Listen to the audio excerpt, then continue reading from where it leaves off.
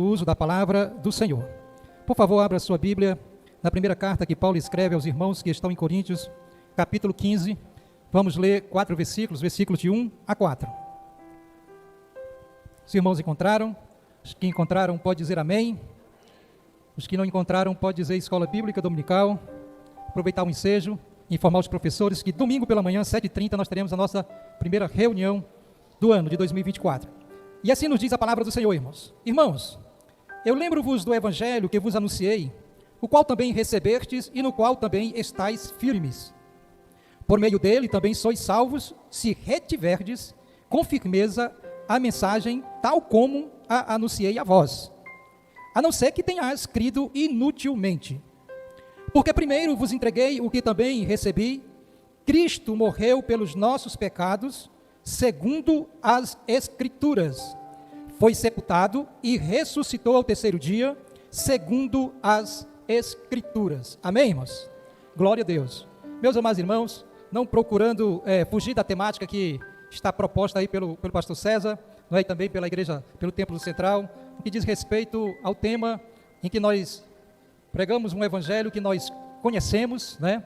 Que nós conhecemos, um evangelho que nós vivemos e um evangelho que nós pregamos, né? Então, nós gostaríamos de trazer para os irmãos algo da parte de Deus no que diz respeito ao que é o evangelho, tá certo? O que é o evangelho.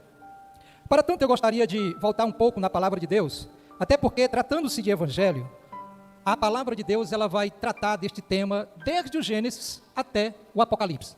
Então, quando você vai falar acerca do evangelho, desta questão das boas novas, é bem verdade que 39 vezes a palavra evangelho vai estar proposta dentro do Novo Testamento, mas nós podemos ver o evangelho, um proto-evangelho, já sendo estabelecido por Deus desde o princípio, desde o livro de Gênesis.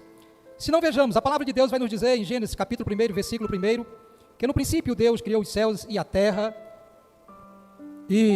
era sem forma e vazia, e o Espírito Santo do Senhor pairava sobre a face deste grande abismo, não é? E assim, meus amados irmãos, nós vamos ver dentro do capítulo 1, Deus criando todas as coisas. E Deus, ele começa a criar através da sua palavra. Ele diz, haja luz, e a luz passa a existir. Deus separa, né, o firmamento dos mares, e dentro dos mares ele separa os mares dos continentes, e aí ele começa a criar todos os seres vivos, todos os vegetais. Deus cria todas as coisas. E o interessante nós pararmos para ver Deus fazendo este processo criatório dele, tudo que Deus fala para que aconteça, acontece. Até os mares, quando ele diz assim, olha, a praia ela vem até aqui, e até hoje os mares obedecem a esta ordem de Deus. Ela vem até a praia, não passa dali, tá certo? Coisa interessante. No capítulo 3 de Gênesis, meus amados irmãos, nós vamos ver, ou seja, ainda dentro do capítulo 1, no versículo 26, Deus vai criar o ser humano, o homem, a mulher, conforme a sua imagem, conforme a sua semelhança. Ele vai usar a imago Dei dele aqui, para nos tornar semelhantes ao próprio Deus, ao próprio Senhor. Porque em nós, ele nos traz, ele sopra ali na narina do homem, trazendo ao homem o fôlego de vida, colocando no homem o seu espírito. E nós somos criados conforme a imagem e a semelhança de Deus.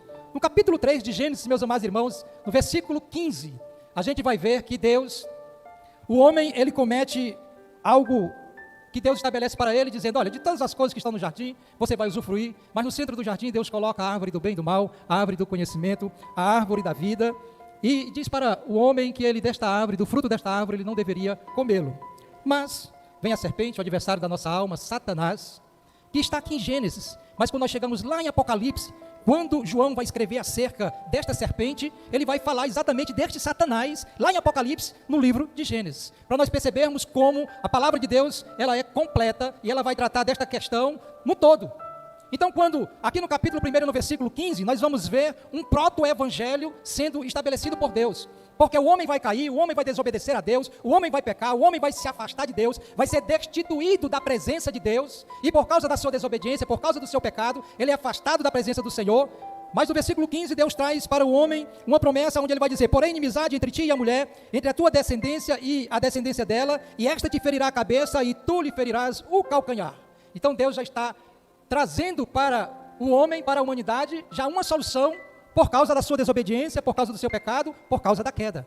porque o homem, ele agora é afastado, ele é tirado do jardim. E aí, meus amados, se você continuar lendo a palavra de Deus, você vai ver que vão nascer os 2 filhos de Adão. Você vai ver mais na frente, no capítulo 6 de Gênesis, onde a corrupção do gênero humano chega a um ponto tal em que Deus, ele agora resolve simplesmente acabar com a raça humana, mandando para isto um grande dilúvio sobre o planeta Terra.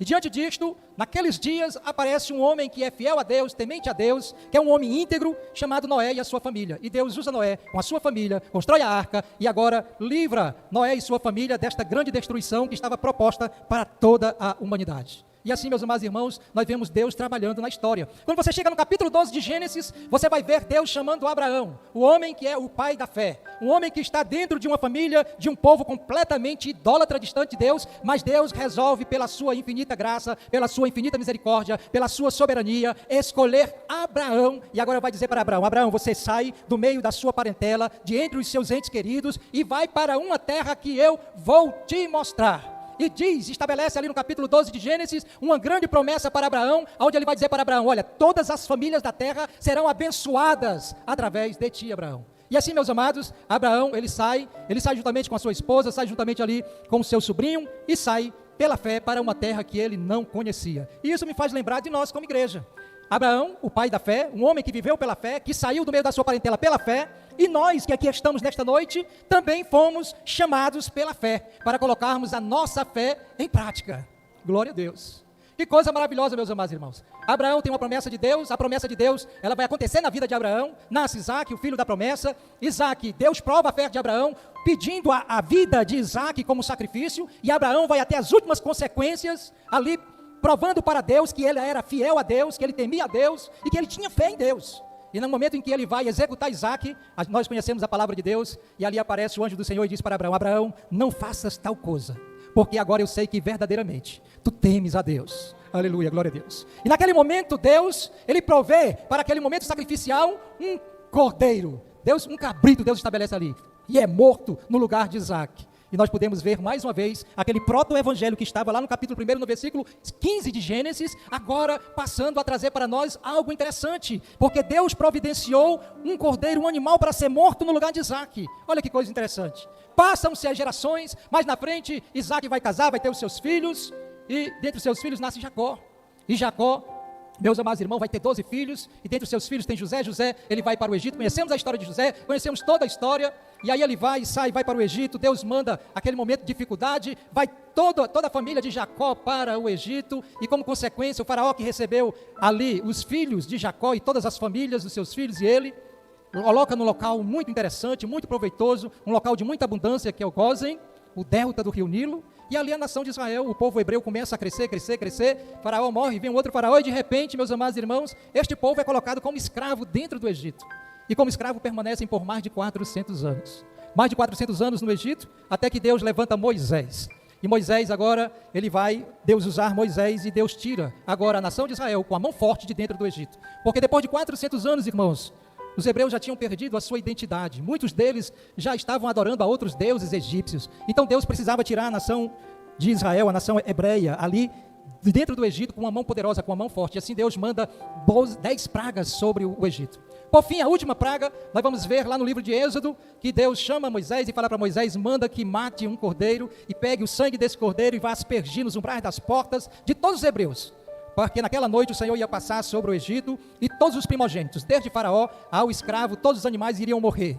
Meus amados irmãos, ali é estabelecida a Páscoa, e nós podemos perceber, mais uma vez, a figura daquele proto-evangelho lá de Gênesis capítulo 1, versículo 15, nós podemos perceber daquele cordeiro, daquele animal que foi morto no lugar de Isaac, e agora mais uma vez este animal, ele é morto, para o seu sangue ser aspergido nos umbrais das portas, para que quando o Senhor passasse sobre o Egito, todos os hebreus seriam poupados, ninguém morreu, nenhum dos animais e nenhum do povo hebreu morreu.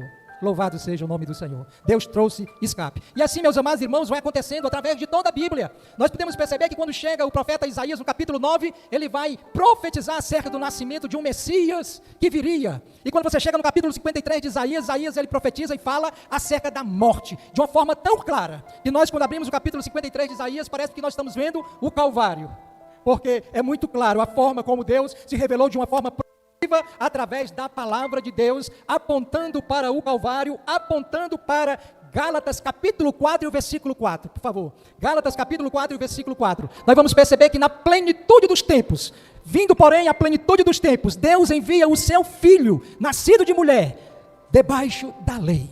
Então Deus, na plenitude dos tempos, onde todas as coisas concorriam para que fosse ali o momento certo, o momento oportuno, o Senhor manda Jesus. Deus agora, Ele mesmo, Ele vem e se encarna. Ele vem agora tabernacular entre nós, Ele vem viver entre nós, o próprio Deus. E Ele se torna homem, Ele se torna ser humano igual a nós. E tornando-se ser humano igual a nós, Ele vai sentir dor, Ele vai sentir fome, Ele vai se angustiar, Ele vai se cansar, Ele vai passar por momentos difíceis, Ele vai se alegrar, vai ter momentos de alegrias também. Mas Ele vai viver tal como cada um de nós. E assim, meus amados irmãos, vem a plenitude dos tempos. Mas a palavra de Deus vai nos revelar através do apóstolo Paulo, no livro de Romanos, no capítulo 3, no versículo 23, quando ele vai dizer assim: todos pecaram e destituídos estão da glória de Deus. Todos pecaram e estão destituídos da glória de Deus. Estão afastados de Deus, estão separados de Deus por causa do pecado. E se nós formos ainda para Romanos, glória a Deus, no capítulo de número 5, e a gente vai perceber aqui, no livro de Romanos, capítulo 5, o versículo de número 1, 5 e 1, ele vai dizer: portanto, justificados pela fé, temos paz com Deus, por meio de nosso Senhor Jesus Cristo. Nós somos justificados por Deus, por meio da fé. E no versículo 12 do mesmo capítulo, a gente vai ver o seguinte: portanto, assim como o pecado entrou no mundo por um só homem, e pelo pecado a morte, assim também a morte passou a todos os homens, pois todos pecaram. Todos pecaram. Então aquele pecado que adentrou no mundo lá em Gênesis, este pecado ele foi passando de geração a geração até chegar até os nossos dias. Porque este pecado nós herdamos de Adão e o homem está debaixo do pecado. E debaixo do pecado ele está afastado de Deus. Debaixo do pecado ele está separado de Deus. Debaixo do pecado ele está destinado a uma perdição eterna. Debaixo do pecado ele está destinado ao inferno. Mas o Senhor resolve nos amar. E no mesmo capítulo 5, versículo 8, vai nos dizer aqui o apóstolo Paulo, que Deus prova o seu amor para conosco, em que Cristo Jesus morreu por nós, sendo nós ainda pecadores. Nós ainda estávamos em nossa situação de pecador, nós ainda estávamos separados de Deus, mas Deus resolve nos amar, e Deus resolve entregar o seu próprio Filho, demonstrando para nós este grande amor, como está escrito no Evangelho de João, né? Que Deus amou o mundo de tal maneira que deu o seu Filho unigênito, para que todo aquele que nele crê não pereça, mas tenha a vida eterna. Louvado seja o nome do Senhor. Meus amados irmãos, diante desta breve introdução, nós gostaríamos agora de falar um pouco para os irmãos do que é o Evangelho. Mas antes de falarmos do que é o Evangelho, nós gostaríamos de falar um pouco e refletir um pouco do que não é o Evangelho. Porque de repente até você saiba o que era o Evangelho. Agora, o que não é o Evangelho? Meus amados, nós estamos vivendo dias difíceis, dias trabalhosos, dias onde as pessoas elas têm banalizado o sacro, o sagrado. Onde as pessoas têm banalizado a palavra de Deus. Onde as pessoas têm se afastado cada vez mais de Deus. E vivem uma vida de superficialidade espiritual. E vivem de uma vida de faz de conta. E com isto, meus amados irmãos, parece que não. Mas todos os dias, de repente eu não sei como é que você vem do seu trabalho. Se você vem de ônibus, se você vem de bicicleta, se você vem de carro, ou se você vem de Uber, moto, ou mesmo vem de um outro tipo de transporte. Mas o Evangelho, meus amados irmãos, ele não é uma mensagem de resolução de problemas pessoais. Não é. E muitas vezes, é o que nós muitas e muitas vezes nos deparamos diante de algumas igrejas, que se denominam igrejas evangélicas, e de repente você passa na frente dela, e ali está, posta ali um cartaz na porta da igreja. Quarta-feira, a quarta do milagre. Quarta-feira, a quarta da rosa ungida. Quinta-feira, culto, o sal do Mar Morto, a água do Jordão. E aí começa o mercantilismo, e aí começa a enrolação, aí começa o imbróglio de trazer muitas vezes para as pessoas que estão lá fora, que estão cegas, distantes de Deus, debaixo do pecado, e estão sendo ludibriadas por este evangelho fajuto, por que não dizer um evangelho tabajara, um evangelho de facilidades, um evangelho de propostas indecentes, que muitas e muitas vezes propõe coisas que está apenas na cabeça e no coração de quem está na frente daquele trabalho, mas que não tem respaldo nenhum dentro da palavra de Deus, não tem autoridade nenhuma na palavra de Deus, e começam a ver texto e criam pretextos para trazerem as piores aberrações possíveis, e encontram as pessoas aí fora, muitas das vezes carentes, necessitadas, que estão precisando de uma ajuda, e vêm com um evangelho de autoajuda, vem com diversas modalidades e diversas formas de se ministrar e de se ensinar em cima de um púlpito dentro de uma igreja, mas que na realidade estão completamente afastados e distantes de Deus, que naquele dia vão chegar diante do Senhor Jesus e Jesus vai olhar para eles e vai dizer: não vos conheço, não vos conheço, e vão até procurar levantar justificativas e dizer: mas Senhor, eu fiz isso e aquilo outro, e o Senhor vai dizer para ele: eu não te conheço, tudo isso que você fez não está aqui, não está intrínseco aqui dentro deste evangelho, dentro da palavra, dentro da proposta para a qual eu vim para o mundo. E aí vai, meus amados irmãos. Então o evangelho ele não é uma mensagem de resolução de problemas pessoais, não, irmãos, não é isto. E o evangelho, meus amados irmãos, também ele não é um manual de promessas aleatórias. E quantas promessas às vezes são colocadas diante da igreja, e não é assim, irmãos, não é assim. E cito a Bíblia, diversas promessas, e muitas dessas promessas, elas já até se cumpriram, e criam texto, leem textos, que até já se cumpriram, e texto fora de contexto, vão criar pretexto para trazer um evangelho que é anátema, que vai virar maldição para quem está pregando, porque o apóstolo Paulo escrevendo aos Gálatas, ele vai dizer: olha, mesmo que eu, ou mesmo que um anjo, ele descer dos céus, e trouxer para vocês um evangelho, que não seja este evangelho que eu tenho pregado, que eu tenho falado para vocês, que seja anátema, que seja maldição. Então, meus amados, nós temos que tomar muito cuidado para isto, porque o evangelho, meus amados irmãos, ele vai falar para nós da narração de uma história, que vai apontar para a redenção, que vai falar do porquê, para quê, para quem e por quem. Aleluia. O Cristo, o Filho do Deus vivo, o Messias que desde a criação, ou mesmo antes da criação do mundo, Deus já tinha estabelecido este plano redentor para a humanidade. Então o evangelho ele não é também este evangelho de promessas tão fáceis e tão mirabolantes que nós vemos aí. O evangelho, meus amados irmãos, também não é um evangelho de entretenimento. E é o que nós muitas vezes estamos vendo em muitas igrejas, verdadeiros shows evangélicos, aonde o ego das pessoas são amaciado, aonde a pregação é voltada para o eu, aonde o louvor é voltado para o eu. Então, é uma mensagem, é um momento onde nós podemos ver de tudo, menos culto, porque são verdadeiros shows dentro de pseudo-igrejas, que vão procurar retirar dos membros da igreja coisas as mais terríveis possíveis, e depois vão usufruir por aí da melhor forma, como eles entendem ou pensam. Então, meus amados, o evangelho, ele também não é isto, ele não é este momento de entretenimento. Se você tem muitas vezes o pensamento de: sabe uma coisa, hoje eu não tenho nada para fazer, eu vou para a igreja, você está errado. Você não tem nada para fazer, e pelo fato de não ter nada, você vem para a igreja? Não, este não deve ser o sentimento do cristão, esse não deve ser o sentimento daquele que é servo do Senhor Jesus, este não é o sentimento daquele que de fato entendeu o que é o verdadeiro evangelho, do que é o evangelho. Então, meus amados, nós temos que tomar muito cuidado, e um dos principais cuidados que nós devemos ter, irmãos, muitas vezes, é a reverência na casa de Deus. E como nós temos negligenciado nestes últimos dias a questão da negligência. Às vezes nós entramos na casa do Senhor e achamos que estamos entrando em qualquer lugar. Não, irmãos. Quando você coloca no seu coração de vir à casa do Senhor, você vem para adorar a Deus. E quando você vem para adorar a Deus, você tem que cuidar do seu pezinho quando você entrar na casa de Deus. Você tem que entrar na casa do Senhor com reverência. Veja o que a palavra diz para nós em Eclesiastes capítulo 5 e o versículo 1. Eclesiastes capítulo 5 e o versículo 1. Guarda, algumas versões vai dizer guarda o teu pé, mas na minha versão vai dizer assim: olha, ser reverente quando fores à casa de Deus. É melhor aproximar-se para ouvir do que fazer como os tolos que oferecem sacrifícios sem saber que agem mal. Tem algumas versões que vai dizer você tem que guardar o seu pé. Então você tem que adentrar na casa do Senhor e adentrar com reverência. Quantas vezes eu tenho ouvido aqui o pastor está ministrando aqui e diz: irmãos, precisamos desligar os nossos celulares.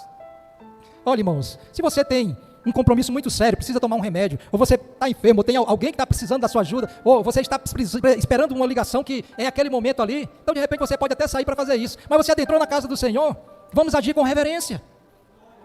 Vamos nos desconectar deste mundo terreno aqui, deste plano aqui, e vamos nos conectar com os céus. Vamos nos conectar com o trono da graça de Deus. Vamos reverenciar a Deus. E vamos prestar o nosso culto racional, o nosso culto com inteligência, com entendimento, com um coração desprovido de todo e qualquer sentimento, para adorar e para buscar a presença do Senhor. Louvado seja o nome do Senhor. Aleluia, glória a Deus. Agora, meus queridos, já que nós vimos aqui um pouco do que não é o Evangelho, vamos pensar um pouco do que é o Evangelho, não é? O Evangelho que nós conhecemos, o Evangelho que nós vivemos, o Evangelho que nós pregamos, não é? O que é o Evangelho? O Evangelho, se você for para a palavra original no grego, né, vai falar do Evangelion, que vai ser boas novas. O Evangelho é isto, boas novas. Você apresentar boas notícias. Mas que boas notícias é essa que nós precisamos apresentar, que nós precisamos pregar, que nós precisamos viver, que nós conhecemos? Que boas notícias são essas? Ora, irmãos, o ser humano está afastado de Deus. O ser humano está cego. O ser humano está indo em direção ao abismo e ao inferno.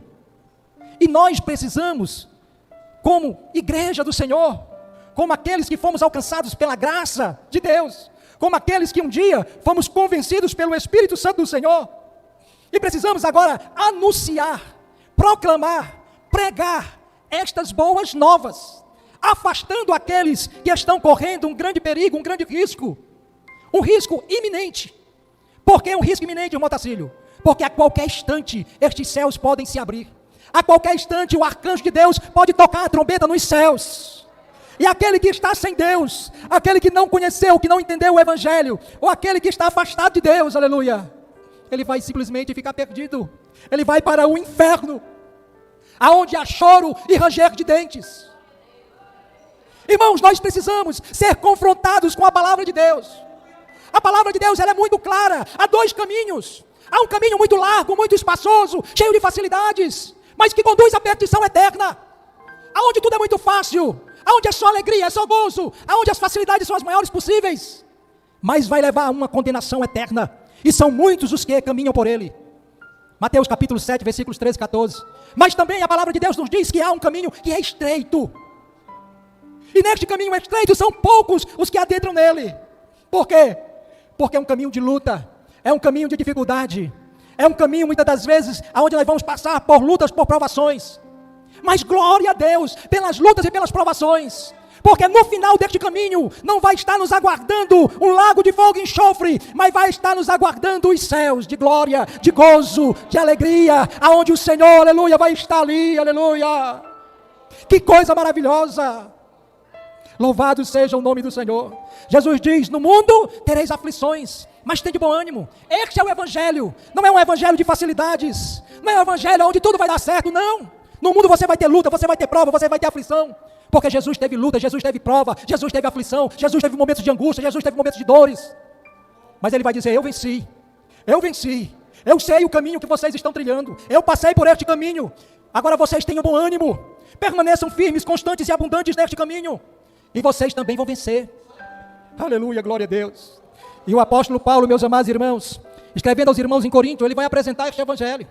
No capítulo 15, do versículo 1 a 4, ele vai dizer: olha, irmãos, eu lembro-vos do Evangelho que eu vos anunciei, o qual também recebestes, no qual estáis firmes. Por meio dele, por meio deste Evangelho, também sois salvos. Olha que coisa maravilhosa, irmãos. Nós somos salvos, não é pela sua boa obra. Você é salvo não é porque você é uma boa pessoa. Você é salvo por causa do Evangelho, por causa da boa nova. E que boa nova é essa, irmãos? O apóstolo Paulo vai dizer: olha, por meio dele também sois salvos, se retiverdes com firmeza a mensagem tal como a anunciei a vós, a não ser que tenhais crido inutilmente, a não ser que você brincou de ser crente, a não ser que você é um crente nominal, a não ser que você brincou de um dia estar na igreja, o outro no mundo, a não ser que você quis brincar, e muitas vezes você pode até ter enganado o pastor, pode até ter enganado o seu líder imediato, mas você acha que você engana Deus? Ninguém engana o Senhor, aleluia. Ele olha com seus olhos como chamas de fogo, aleluia, e Ele nos esquadrinha por dentro e por fora, glória a Deus. Ele sabe quem somos, cada um de nós, Ele conhece cada um de nós individualmente, e Ele trata com cada um de nós individualmente, irmãos. E aí o apóstolo Paulo, ele vai dizer para nós, versículo 3, porque primeiro vos entreguei o que também recebi, e ele vai dizer o que ele recebeu: Cristo morreu pelos nossos pecados, segundo as Escrituras. Aleluia, glória a Deus. Você estava em débito com Deus, você estava separado de Deus, você estava distante de Deus, você estava condenado à ira de Deus e à justiça de Deus. Mas, diz a palavra do Senhor, como está escrito aqui, segundo as Escrituras, Cristo morreu pelos nossos pecados. Sabe a tua falta? Sabe o teu erro que você tinha diante de Deus e que te separava de Deus? Quando Cristo morre na cruz e diz, está consumado, e o véu do templo se rasga de alto a baixo, o seu sacrifício vicário na cruz do Calvário, ele é um sacrifício redentor. E a redenção, meus amados irmãos, proporciona a cada um de nós liberdade. Porque redenção é isto, liberdade. Antes, você estava acorrentado, você estava preso por causa do pecado. Você não tinha vontade, era o pecado que tinha vontade sobre a sua vida. Você fazia o que o pecado dizia para que você fizesse. Você estava debaixo do jugo do pecado. Você estava debaixo dos vícios. Você estava debaixo de uma vida separada de Deus. Separada de Deus. Você tinha uma dívida para com Deus impagável. Se você conseguisse juntar toda a riqueza do planeta Terra, todo o ouro, todo o diamante, todo o rubim, todas as pedras preciosas, não eram capazes de pagar esta dívida. Porque somente através do derramamento de sangue há o perdão dos pecados. E Jesus, ele vem, Deus, toma forma de ser humano, e agora resolve de uma forma voluntária, se entregar na cruz para morrer, no seu e no meu lugar, aleluia. E paga diante de Deus uma dívida que eu jamais seria capaz de pagá-la. E sabe, a ira de Deus que estava voltado para mim, agora quando a ira de Deus se volta para mim, o sangue de Jesus está me lavando, e Deus diante do seu trono, que é justo, que é santo, aleluia, glória a Deus, santo, santo, santo, santo é o Senhor, Deus que é santíssimo, quando Ele olha para mim, que era um pecador inveterado, que não tinha nenhuma condição, e Ele vê o sangue do seu Filho aspergido sobre a minha vida, assim como aquele cordeiro que foi morto e estava aspergido nos umbrais das portas lá no Egito, da mesma forma o sangue de Jesus Cristo, Ele lava a nossa vida, aleluia, e a ira de Deus não se volta contra nós, porque nós agora fomos preservados através da morte vicária de Jesus sobre a cruz. Isto é o Evangelho, aleluia, é o Evangelho da morte de Cristo, do sacrifício vicário de Jesus sobre a cruz do Calvário, em prol da minha vida e da sua vida, e é isto que o apóstolo Paulo está dizendo aqui para os nossos queridos irmãos. Cristo morreu pelos nossos pecados, segundo as Escrituras. E ele vai continuar no versículo 3 e vai dizer, porque eu vos entreguei o que também recebi do Senhor. E no versículo 4 ele vai dizer, e foi sepultado. Ele morreu e ele foi sepultado, para ter a comprovação que de fato ele morreu. E a corte romana, para ter a comprovação que de fato Jesus morreu, eles resolvem não apenas tirá-lo da cruz, mas eles levam Jesus até o túmulo. E chega no túmulo, eles colocam um selo naquela pedra. E não apenas colocam selo na pedra para que ninguém pudesse abrir o túmulo, mas eles também colocam guardas ali para ficar vigiando o túmulo onde foi posto o corpo do nosso Senhor. E nós podemos perceber que ele morre, e que verdadeiramente ele morre e ele é sepultado. E sepultado, meus amados irmãos, muitas vezes entre pessoas indignas, mas Deus, ele mostra ali o seu amor e a sua misericórdia, a sua humanidade para conosco. O apóstolo Paulo vai dizer para nós que ele morre, que ele é sepultado, mas não fica apenas aí não, e ressuscitou ao terceiro dia. A morte, ela não contém, ela não pode segurar o Deus que se tornou homem, aleluia. E ao terceiro dia a palavra de Deus se cumpre na vida do Senhor Jesus, quando ele diz, se vocês derrubarem este templo, aleluia, em 3 dias eu reconstruirei. E as autoridades judaicas achavam que Jesus estava falando do templo em Jerusalém, ele estava falando dele mesmo, da morte dele, aleluia, ele iria ser morto na cruz, ele iria ser sepultado, mas ao terceiro dia, ele iria ressurgir dentre os mortos, porque a morte não iria segurá-lo, aleluia, na tumba. E assim aconteceu, meus amados irmãos. E a palavra de Deus se cumpre literalmente na vida de Jesus. E este é o verdadeiro evangelho. É o evangelho da cruz, é o evangelho do sacrifício, é o evangelho que Jesus é sepultado, é o evangelho em que terceiro dia ele ressurge dentre os mortos, para proporcionar para nós liberdade, para proporcionar a cada um de nós vida, e vida com abundância. E ele agora, que é o primogênito dentre todos aqueles que ressurgem dentre os mortos, ele apresenta para cada um de nós uma esperança.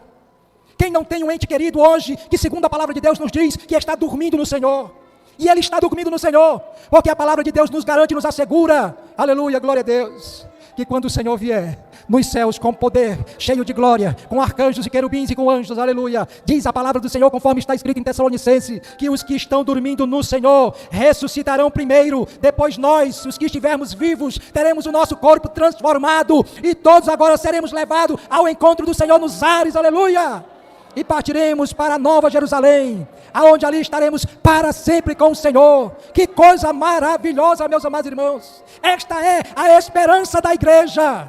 O mundo aí fora pode até não ter esperança, mas você tem, eu tenho, aleluia. A morte não vai me segurar no túmulo, a morte não vai me deter no cemitério.